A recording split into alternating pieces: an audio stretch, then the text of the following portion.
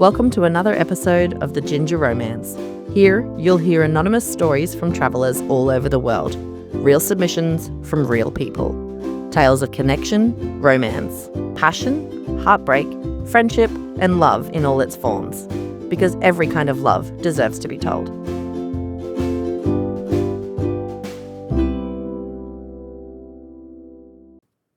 This week's episode is called Robots, Wrestlers, and Romance. From Austin, Texas. We met through Tinder, like most people do. But the big difference this time was that I was thousands of kilometres from home. I was just arriving by train to her city of Austin, Texas, in the good old US of A. I was there chasing a childhood dream of making it as a professional wrestler. I'd been to Texas to wrestle before and was back to continue the networking I'd already started 2 years earlier in their thriving wrestling scene. We chatted briefly and a date was quickly organised for that very evening. A trendy, modern restaurant and bar where the servers were mostly human. However, those doing the actual work were robots who gleefully delivered your food and drinks right to your table. Our lovely automaton waiter, Kevin, brought us our first round of drinks, and the date was off to a great start. The robotic servers weren't the only novel thing delighting my evening, with her cute Virginian accent ringing in my ears as we chatted through the typical first date questions. What do you do? Do you like it? Etc. Not one for much small talk, and with some more pertinent questions on my mind, I ploughed forward to get to what I really wanted to know.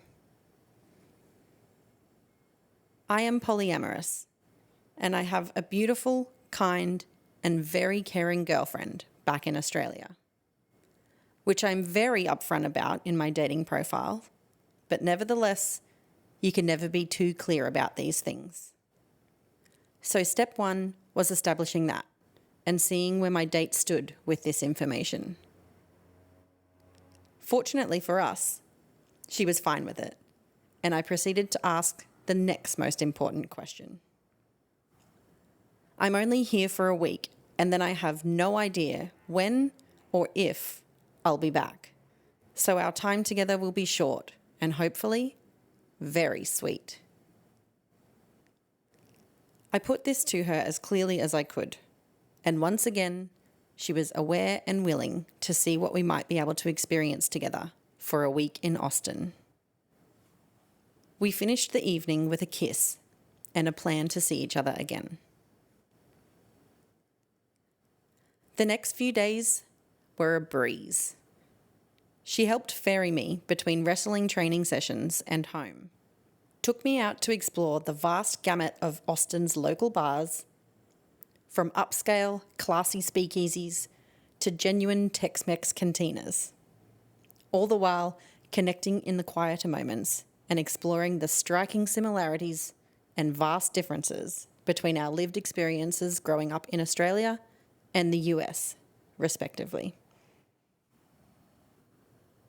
It's easy when travelling to forget about the mundane experiences and responsibilities of home. And when unburdened from your day-to-day, it astonishes me just how much room you have left over to connect with people. But therein lies the trap. People love a whirlwind holiday romance.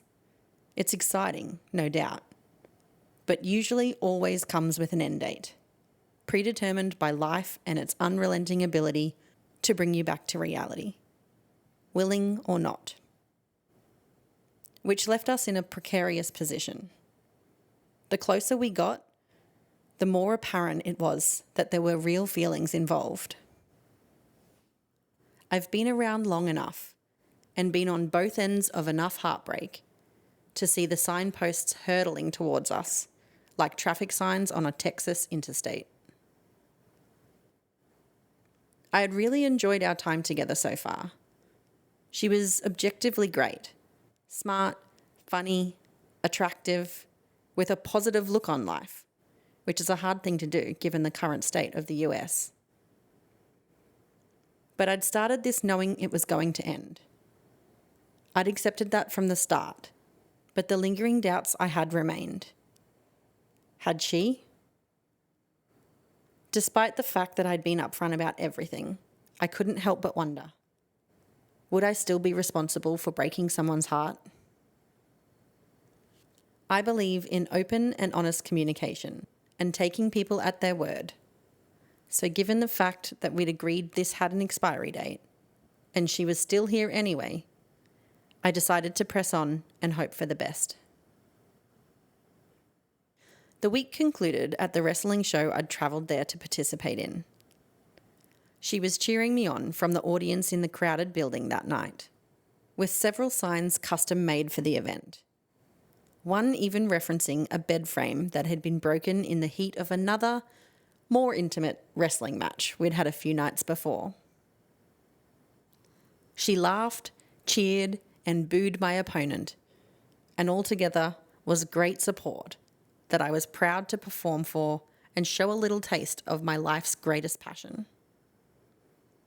After going out for a few drinks with some more friends, we retired back to her place for my last night in Austin, and I felt like the countdown was truly on for the moment I had been dreading.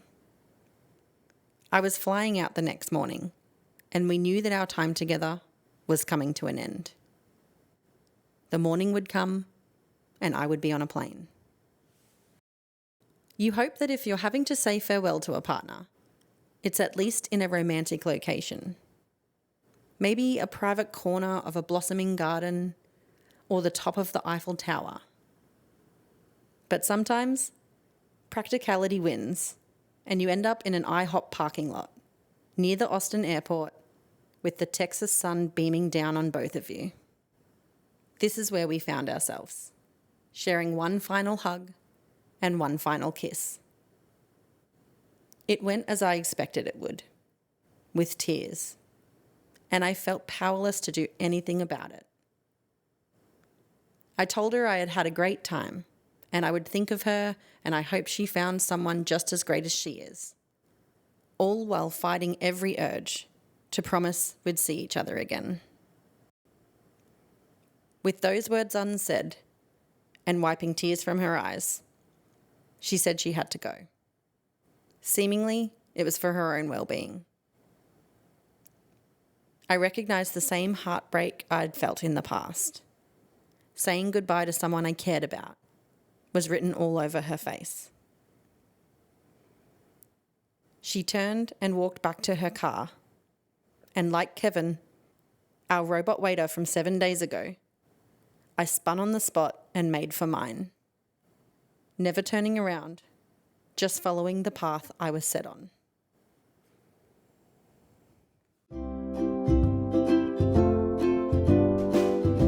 Thanks for listening. Make sure you're following along to keep up to date with weekly stories that will inspire, entertain, and maybe even make you fall in love with the idea of love itself. Got your own romance story and want to be a part of the Ginger Romance community?